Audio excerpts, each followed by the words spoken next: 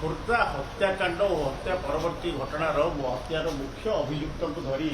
Khordha police आसी पहुंची जो भाव में विश्वजीत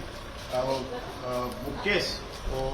अविनाश तीन जन देखिए बर्तमान से तीन जन सहित देखुं तदंतकारी अधिकारी गायत्री मिश्र अच्छा ये तीन जन को लेकर आज कराई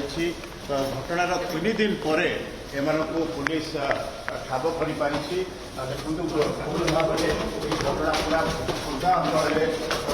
चर्चा था पूरा